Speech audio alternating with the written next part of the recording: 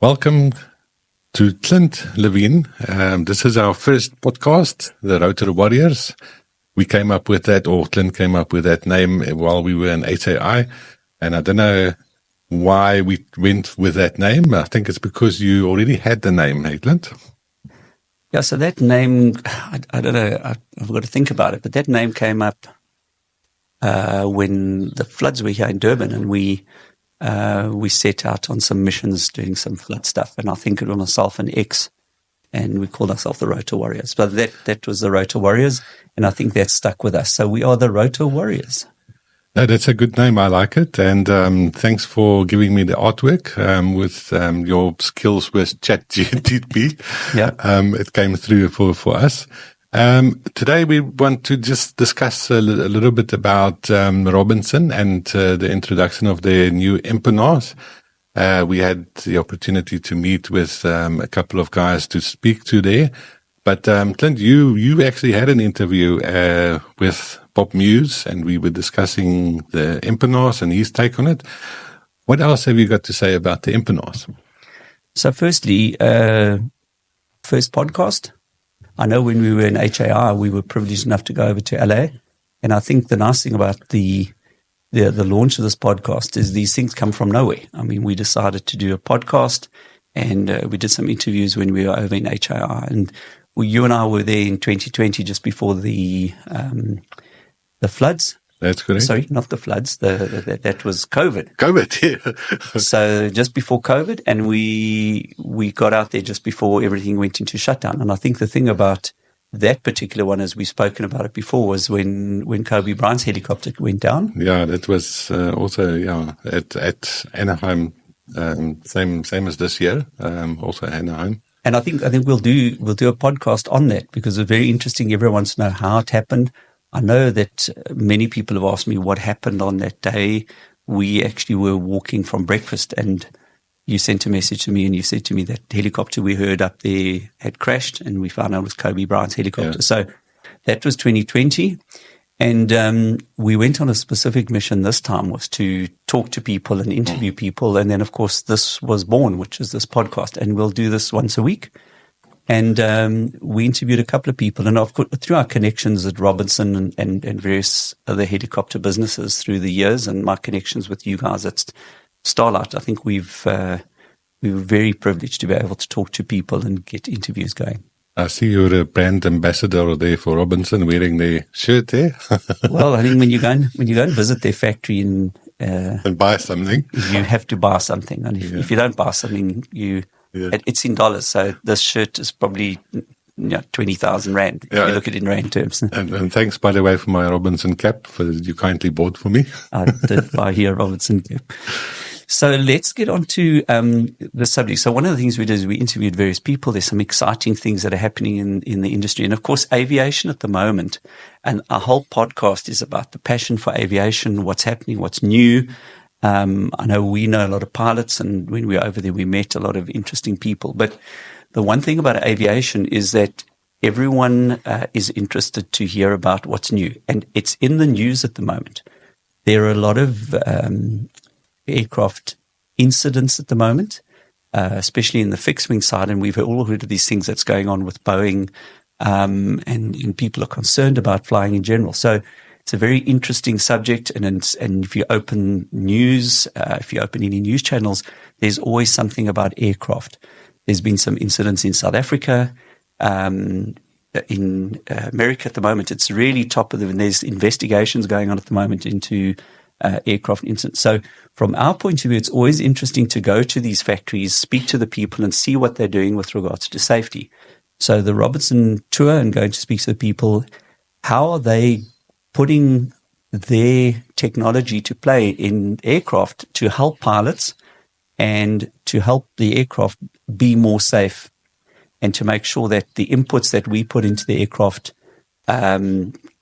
help us to keep people safe, or our passengers safe.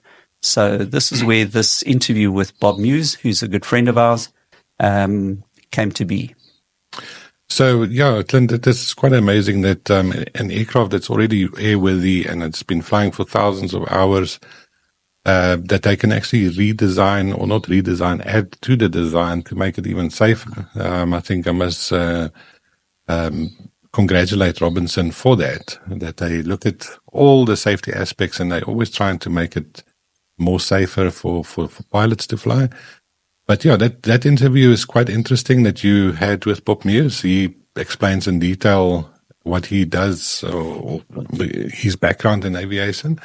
And it's quite interesting what he said about the empennage and what the purpose is for it. Because a lot of us, even though we pilots, we see this new thing that they add to it, but we're not quite sure why, So I think this podcast might explain to people why they did it, and you got it out of the horse's mouth.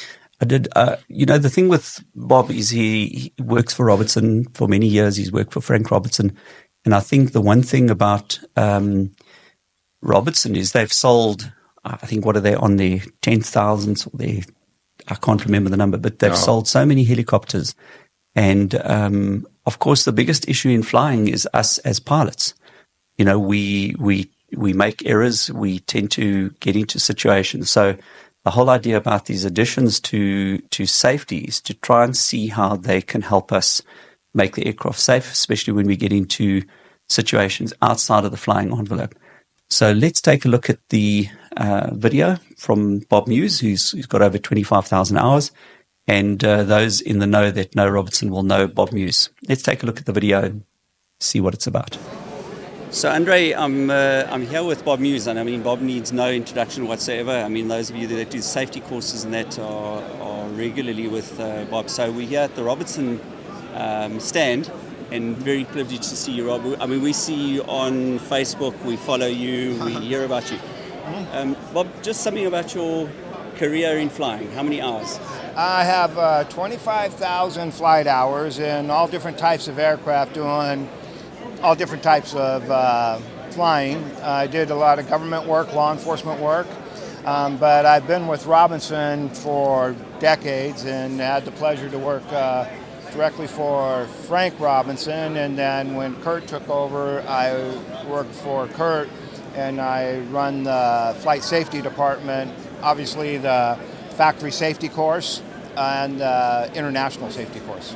And I suppose the big news yesterday was Kurt stepping down and retiring, and I mean, big family scenarios happening. It's hard for many of us because I've had such a history with Kurt and love Kurt, but changes always happen. But Dave, who is the new CEO and president, I have just very excited about some of the directions he wants to take us, and so I'm looking forward to the ride. Fantastic. So the big question at the show, and I mean, everyone's asking questions about what's new, what's happening. And for us, obviously in South Africa, the new development is the empennage, or the vertical stabilizer that's on the aircraft. So just talk to us about it, and just give us the reasons why the development and exactly what it's being put there for. Well, Robinson has always been looking at ways of improving stability, enhancing safety. If the pilot pushes our aircraft outside of its design limitations, that new asymmetrical stabilizer, it really greatly reduces the risk of the aircraft doing an uncommanded right roll in a low G condition. Okay. And this can be retrofitted? Yes, you can get it retrofitted now on the R44s and the R66s. You see it on our R22 over here, but that hasn't actually been certificated yet. And we're working with some of the other aviation authorities around the world to get it certificated. Right now it is in the United States, and we're working with some of the other aviation authorities to get it certificated in their areas. And I think one of the questions Andre asked is, in auto rotation, you don't really feel a big difference? No. I'm very close friends with our test pilots, and you talk to them, and they tell me that when they're flying it, they don't realize any difference. If you were in one of our ships that has the new stabilizer, or if you were in one of our ships that doesn't, you would feel no difference. But if you're flying along, and let's say, for whatever reason, you see a bird, or you do this big control input and you don't mean to do it, that new stabilizer greatly reduces the risk of the ship doing an uncommanded right roll in a low G condition. Well, Bob, thank you very much. I mean, I know I always make comments about your cigar smoking and your drinking of bourbon, but we love seeing you on Facebook, and we love your safety courses. So thank you very much. Well, I look forward to having a whiskey and a cigar with you. Thank you very much. Thanks, Bob. Thanks. So, Andre, the thing about Bob is that we normally follow him on Facebook, and he's a real cigar smoking, bourbon drinking, barbecue type person. But I follow him in the places he's been to fly. And incredible flying history, especially with the police and he's rated in so many different aircraft. So it was really nice to meet up with him. And I know we also had a chat to Bob Tucker, Tim Tucker, not Bob Muse, Tim Tucker. We had a chat to Tim as well, who's very well known within the circles one. I think he's got more flying hours and was also, I think, a Vietnam vet. Yes. So very nice to meet up with the guys. And obviously we spoke to Kurt Robinson himself. So I'll chuck in a photo here where you and I and Tim were standing outside HAI. Always happy to see people from South Africa. He's a big smile when he sees us. Big smile. I know he spent some time down here. So what else with regards to Robinson? I mean, I think there was the news of the change of management and the team there, and obviously a family legacy that's been changing there. Yes, we actually in the video spoke about that as well, and you mentioned that we found out at HAI, that was when the press release was, where Kurt Robinson was retiring.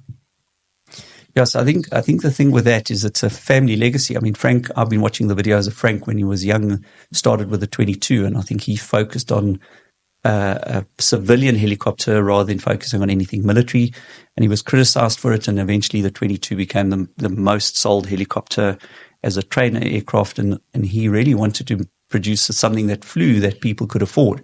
And he was really focused on affordability. So he threw out anything that was comfort, anything that wasn't necessary in the helicopter. And today we have, I think, correct me on the number, but I think it's now 13,000 helicopters in the 22, 44, and 66 space that's been manufactured. That's correct, yes. So we went off to their factory in Torrance, and I know it's not the first time we've been there, but very secretive. We can't take photographs in every area of the factory, but they employ over 1,000 people, and I think they're going to expand. And I think the news was that potentially there's some new developments coming in. We've always speculated, as you and I've discussed before, is there an R88 in the making? Is there a multi-blade, 3-4 bladed system coming? And I think every time at multi-engine, multi-engine turbo, is it? It's always asked the question, and I think you went to the talk.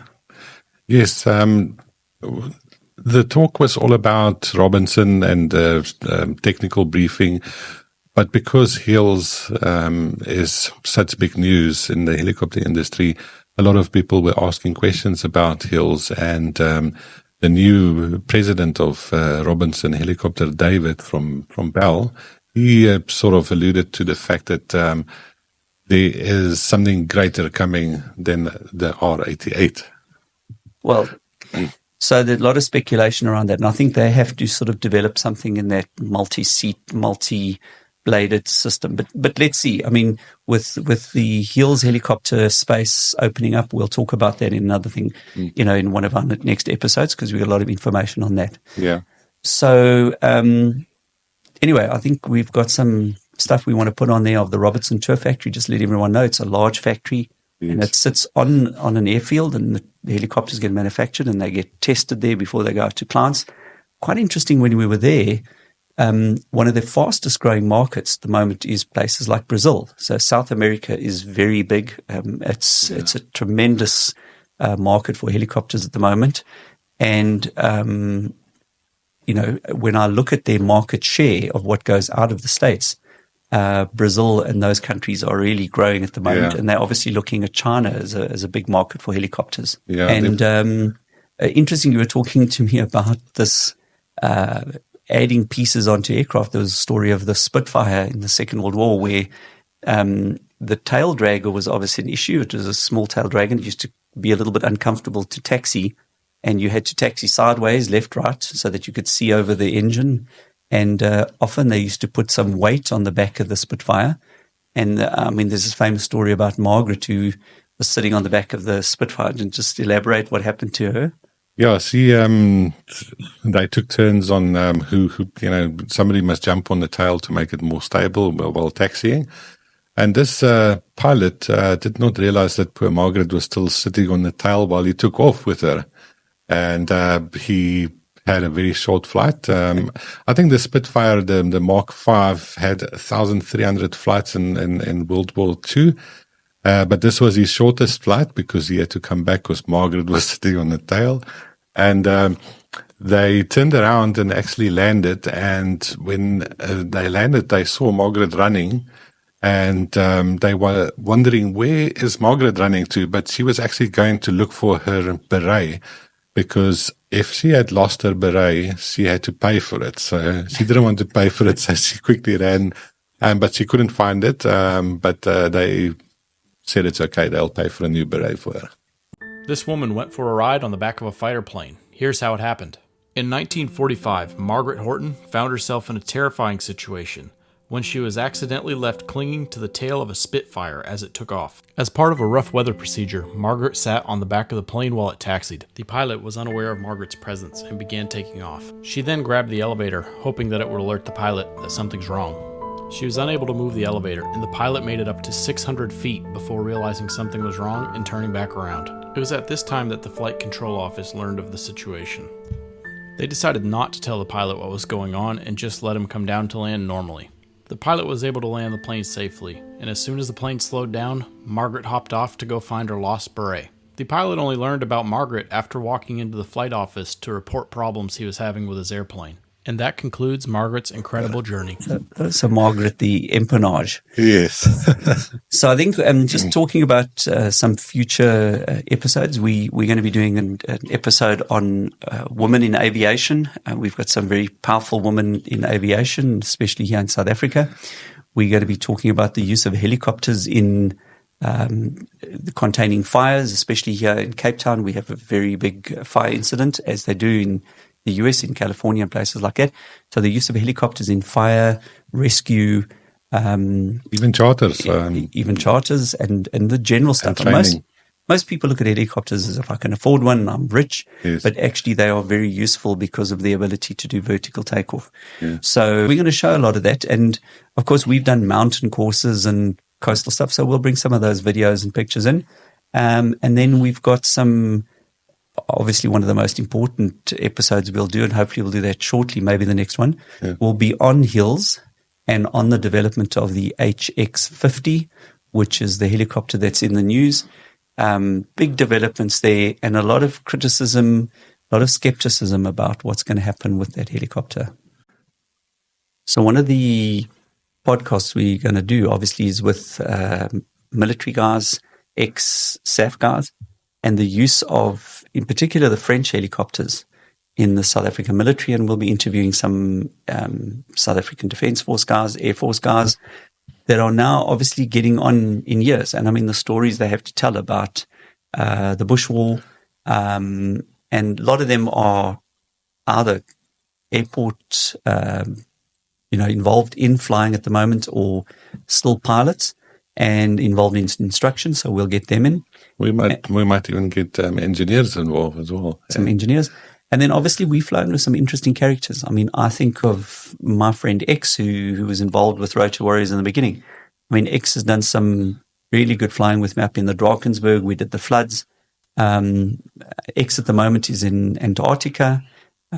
He's flying, I think it's 412. Flying 412s, yeah. So he's doing work there. We've got some fantastic videos he's been sending us of flying in Antarctica, and he's doing replenishment of the weather stations. And that's on the SA Agulhas. SA Agulhas. So we'll get X in here. And I mean, X started out as a youngster. He was an air traffic controller. His whole story is fascinating. And he was doing Transnet That's training. correct. And X, just one of those great guys to fly with. And I remember in the floods the one time we were coming back, and it was really raining quite hard, and it was really bad visibility. And X just turned around to me and he said to me, you fly, I'll navigate, I'll communicate. And he said, it will be good. And you just need sometimes that person next to you to give you that confidence to do what you need to do. Yeah. And, that's the kind of, it's a good pilot to be with when you need them. Yeah. So, and I mean, we were doing sorties, 5-6 sorties a day.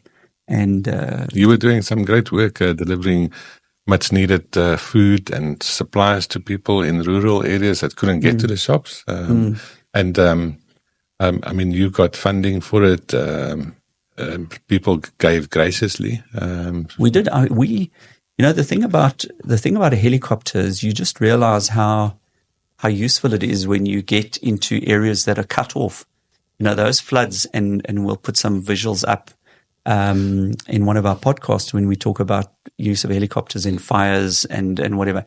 I mean, a lot of people put their lives on the line. We know we've lost a helicopter pilot that was doing firefighting down in Cape Town.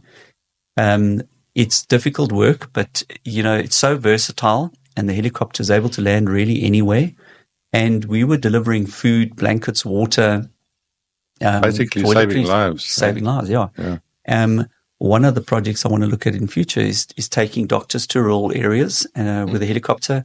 And getting them out there where people don't normally go. There are a lot of cut-off communities. So it's a unique tool. It's not cheap, but it's really versatile.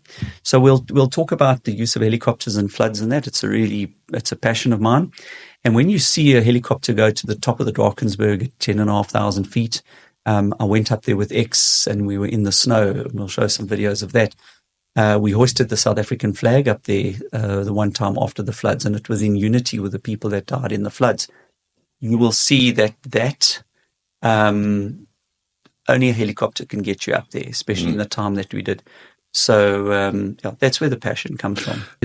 I think if anyone's in trouble, this is the way I look at it.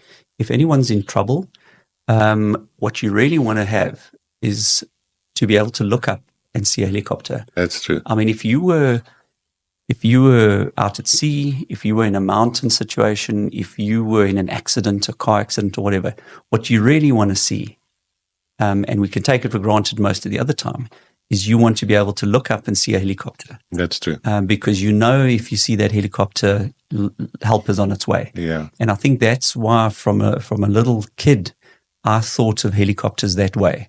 And at my age now, I still see it that way, that if I see that thing landing, somebody's coming to help you. Yes. So it's this thing of looking up into the sky and knowing that that help is on its way. And I would guess that anyone in a crisis situation would see a helicopter in that situation. Yeah. And I saw it during the floods. I mean, when we were landing on bridges that had been washed away, and you'll see it in the footage, there was no one else could get there. And when you land and like you'll see in footage with X offloading, things like fresh water, water and toothbrushes and soap, you are the only person that's going to get there. That's true. That's really where the passion comes from. So, and I think, funny enough, most helicopter people, they derive that passion out of the ability to go where other people don't and to land in confined spaces. I think one of the things, you and I went out this week. We went out to visit one of my friends who's building a helipad, a CAA-approved helipad, one of a few.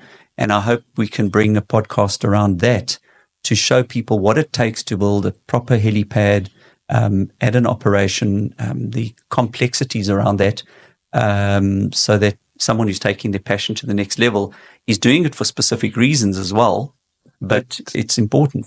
That could give somebody the information that they're actually looking for if they want to build a helipad at their place, whether it's registered or unregistered.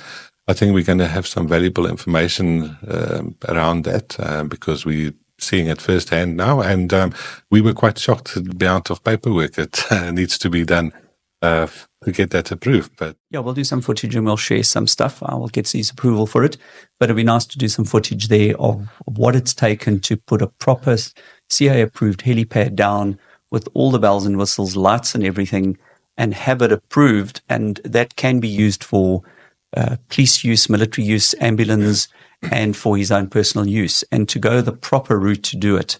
And for those that are looking to do something like that, I'll hopefully be able to share some of the details of that, and we'll do that in one of the podcasts. All right, so I think that maybe wraps up our first podcast, and we look forward to the next one. I think our next one will be looking at the Hills HX50 and around that, and what we saw at the show. And look, we're just getting used to this. This is new to us. Yes. And in fact, it's like a student talking on a microphone for the first time and contacting the ATC tower on his first solo flight, and giving his call sign. But as we go, we'll get used to it. Yeah, just a last message here is if you're watching this on Spotify, please click the follow button. We would like you to follow our podcast. And then, of course, we're going to start a Rotor Warriors Instagram page and Facebook and YouTube channel as well. So you'll find all our content across all social media. Hopefully we'll have some really interesting people to talk to. And I'll make sure you do the interviews because you are a pro at this. Not really. I've maybe got a voice for radio, not for TV. But look forward to it, Andre, and we'll see you on Spotify, and we will see you next week for our next episode. Okay, good. Over and out for me. Over and out. Flight 527 ready for departure. 5150, transit 662. Washington 1202, contact center 133.